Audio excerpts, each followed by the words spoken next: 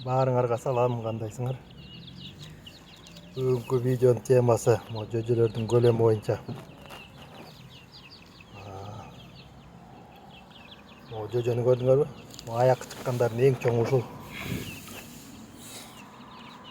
Жумуртканын көлөмү анан салмагы аябай таасир этет экен булардын көлөмүнө, жөжөлөрдүн. Себеп дегенде могу кара анан көктөр жүрбөй, серый. Бул менин чарбамдын тоокторунан чыккан жөжөлөр да, жумурткасынан. Могу сол жакта экөө жүрбөй, агыш. Splash англисче. Буларды сатып келгем да, 3 бар болчу, алар арт менен өлүп калды. Буларды ээсинен сурасам, 50 граммдын тегерегинде жумурткадан чыгарып турду анан. Мен деле булай өңүнө кызыгып алгам. Бул чейрек кездешчү өң да, мо Splash деген. Булардын 3 өңү бар да, кара, мындай көк, ана ушундай Splash. Кийин дагы бир видео чыгарып берем атайын ушулардын өңдөрү боюнча. Авторлор тунчанан. Булар меникилер болсо, буларга салыштырмалуу 63-68 граммдан чыккан. Азырда чоңдогу бир жак кетип калбадык, аяк кетип калды. Ошол келгенде көрсөңөр, салыштырып. Эки амына мо келбеди сол жакта. Эки эсе кичинекей ушундан. Тетиги эки ак арттагы. Айырмасы болгондо эле 3 эле күн. Анан да берки үчөө деле арт-артынан кырылып калды ошол майда немеден жумурткадан чыккан. Анан жакшы деле бакчы эмес окшойт. Тоокторунча ошол дагы иммунитетин кичине алсызыраак кылып коюптур. Бул экөө жакшы. Мен оюмча бул экөө тең эле корооз болуш керек. Аркынысы калат, беркинисиң билбейм, кичинерээк болуп атат, калбайт окшойт. Анан бышык да болот экен чоң жумурткадан чыккандар. Ата-энесин жакшы да багылгандарчы.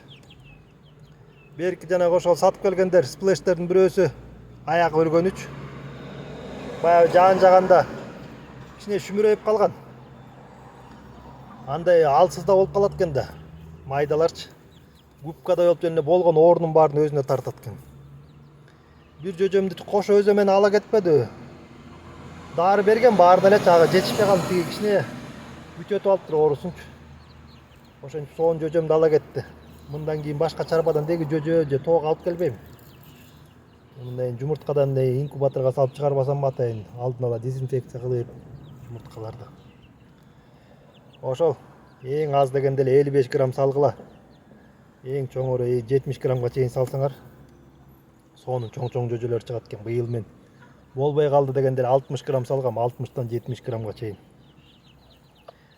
4-5 эле кошумчалап салып койгом, 55-тен 58 граммга чейин. Бүт мына 3-3,5 айында эле корооздордун быйыл көп чыгып калды да. Ошолорду мына 3-3,5 айында эле кызыл кулактарга алып сатарга. Чоң корооздордо эле келбети. Көп деле соодалашкан жок. Мага туура келген бага, аларга туура келген бага эле сатып идим да. Азыр мен корооздорумду немеде Сокулукта баягы көрдүм, 1000 сомдон сатып атат. Менден андан арзан алып кеткен. Жерсийский гигант деп сатып атат андагы болгондо дагы. Ошол абайлагыла.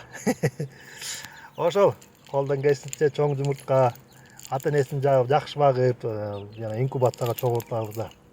55 граммдан өйдө 70 граммга чейин, 60-тан өйдө колдон келсе салсаңар, жакшы бышык, сонун жөжөлөр чыгат экен.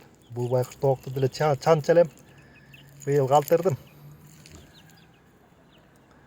Ошол быйыл майда жумуртка туучу да былтыр. Быйыл экинчи жыл кеттим, чоңоет дейт жумурткалар. Тигилер болсо күн ысыкта кыйналып атат, эми чилде 2-3 күндө бүтөт дейт.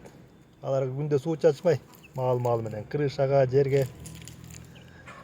Ошол бүгүн да аяктан корооздорду тартсам, салмактары чоң эле экен. Алар жөнүндө да айтып берем эми кийинки видеодо. Макул анда. Көрүшкөнчө кийинки видеолордон. Сак саламатта тургула. Рахмат көрүп атканыңарга.